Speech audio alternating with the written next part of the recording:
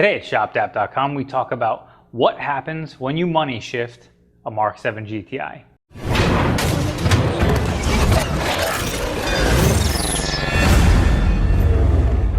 Okay, so before we get into explaining what happens when you money shift a GTI, let's talk, for anybody not familiar, about what the definition of money shift is. So according to Urban Dictionary, the definition of money shift is an accidental, far too aggressive downshift in which the engine performs the biggest red line you've ever seen. It's referred to as money shift because it usually results in money coming out of your pocket for a new head, pistons, etc. Okay, so let's explain that definition of money shift. Money shift is obviously when you're going to be running on a track, let's say you want to race somebody and you pull up at a light.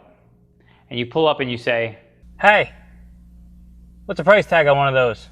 "More than you can afford, pal." So now you're going to take off. You're in first gear, you hit it hard. You get to the top of first, you bang second. You get to the top of second and you go to bang third. Now, money shifts happen in either one of two places. You either go from a 2-3 shift, you money shift, or from a 3-4 shift, you money shift. So what that means is that you're in second gear, you get to the top of gear, you go to bang third, but you miss third and you hit first. No!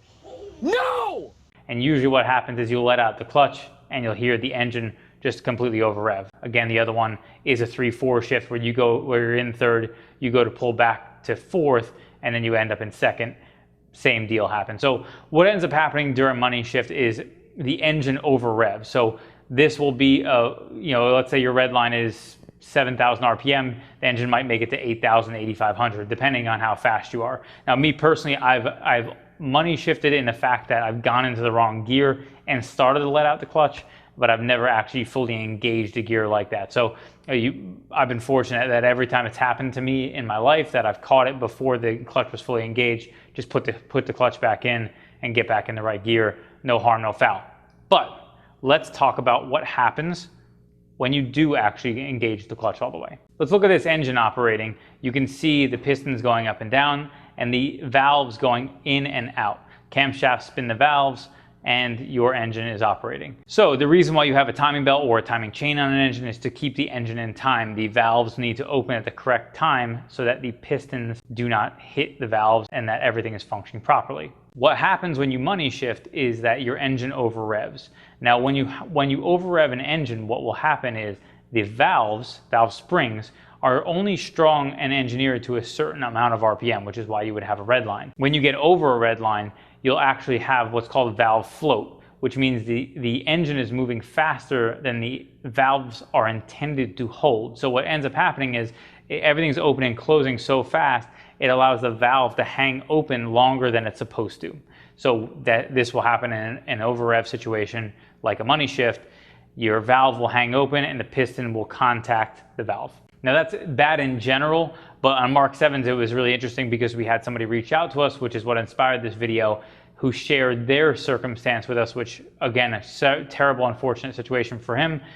But he shared some pictures with us of his vehicle that I thought might be interesting for everybody to check out and see. So let's take a look at this image, which is a picture of his valve cover. If you take a look at the valve cover here, at the back you'll see there are a bunch of solenoid valves all along the back of the valve cover.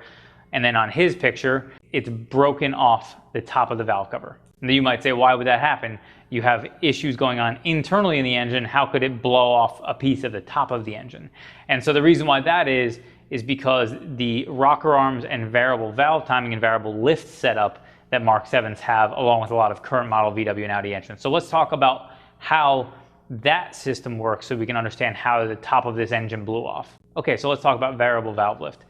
Variable valve lift actually is something that has been around for a while with other manufacturers. VTEC, for anybody who's familiar with Honda, this is a version of variable valve lift, which is similar to what VW and Audi have now, but executed slightly differently. So basically what variable valve lift is that your camshaft has two different lobes on it. One for power circumstances and then one for just standard operating circumstances. And so it can operate between the two depending on the needs of the vehicle. So the way Volkswagen and Audi accomplish that is with solenoid valves. So if you take a look here, you can see the camshaft. Now you have a multi-lobe setup here and you have solenoids on top of the valve cover. See, they come down from the top and they operate as needed. Now one of those will operate to shift the cam in one direction, the other one will operate to shift the cam in the other direction, depending on the needs of that specific cylinder at that time. It's going to operate those lobes to engage and disengage them as needed. Okay, so let's talk about how possibly the valve cover of this engine blew off. So there are two ways that I actually suspect it happened. One of them is more likely than the other, but one of them is that the variable valve timing, when the piston contacted the valve as it was coming up, it hit the rocker arm. The engine was trying to shift timing during that for whatever reason, maybe just to try to prevent any major problems. And it actually caused the solenoids to actually damage the valve cover because, again, they are connected to that and they were trying to do something to engage and disengage the timing circumstance, which is how they blew off the top when the whole thing was trying to shift around and maybe both of them were engaged at the same time or something of that nature. So that would have been a mechanical problem. Another more likely possibility is that what actually happened is as it started to over rev and the valve started to float, it bent the valve and caused the rocker arm to kind of blow out. And then everything spinning inside of there actually cocked the rocker arm sideways and probably blew it through the top of the valve cover. That's probably the most likely scenario and is a possibility. Anytime you over rev any engine with rocker arms, there's a good chance they're going to blow out of where they're positioned. So there is my information on what I believe happened on this engine. For anybody with a manual trans car, you will want to be aware of money shifting and making sure that you are engaged in the right gear when you do shift. Otherwise, you will be left with a very, very sorry situation where you will have to replace an engine. And again, this car probably is going to need at minimum cylinder head, camshaft, and all of the parts associated with replacing that. That is assuming that the bottom end has no damage. So generally, VW and Audi engines are pretty strong and do not sustain bottom end damage unless it was a really bad circumstance, but it's something to be aware of. Thank you so much for watching our What Happens When You Money Shift a Mark 7 video. If you like this video, be sure to give it a thumbs up and subscribe for more like it.